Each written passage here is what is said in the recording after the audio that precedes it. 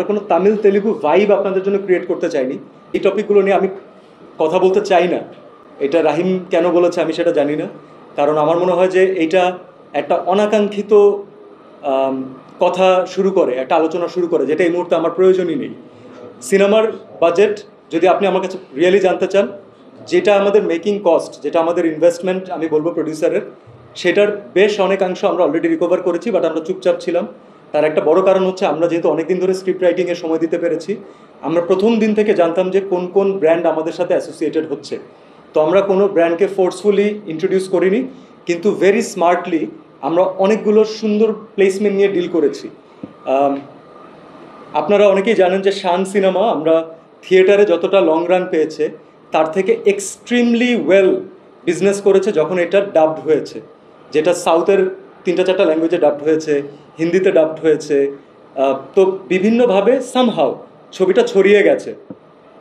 যেই কোম্পানি সে ছবিটা ছড়িয়ে দিয়েছিল, যারা কিনেছিল ছবিটা, তারাই রাহিমের পরবর্তী ছবির কাজ যখন হচ্ছিল, পোস্ট প্রোডাকশনের কাজ, তারা তখন দেখেছেন এবং তাদের কাছে মনে হয়েছে যে আগের ছবির থেকে এটার সাবজেক্ট ম্যাটার আরও ভালো।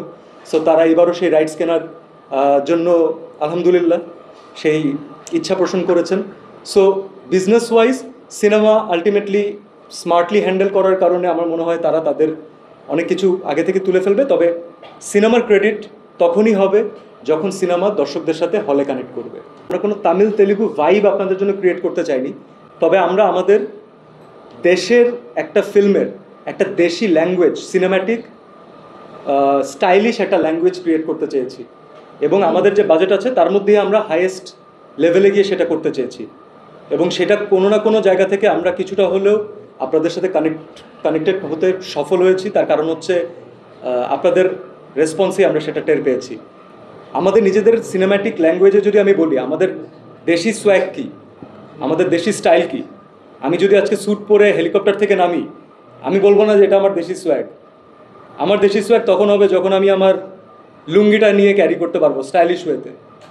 সো লুঙ্গিকে অনেকে অনেক সময় সিনেম্যাটিক জায়গা থেকে ডিমিন করেছেন, বাট আমরা চেয়েছি যে আমরা লুঙ্গিকে হিরো বানাবো, এবং যে কারণে আমি প্রাউডলি এখনও ক্যারি করছি। প্রথম কাজ আমরা করেছিলাম টান। তো টানের আমাদের যেই সবচেয়ে কঠিন দৃশ্য ছিল, তখন আমার আর বুবলির ইন্ট্রোডাকশনও হয়নি। তো রায়হান রাফি সাহেব আমাদেরকে প্রথম দিন ওই সবচেয়ে কঠিন দৃশ্যটা করতে দিয়েছিল, এবং সবচেয়ে রোম্যান্টিক সিন আমি বলবো। তো আমার মনে হয় ওই সিকোয়েন্সের পর থেকে এবং টান করার পর থেকে আমরা সামহাও একজন আরেকজনের সাথে পারফর্মার হিসাবে একটা কমফোর্ট জোন তৈরি হয়েছে।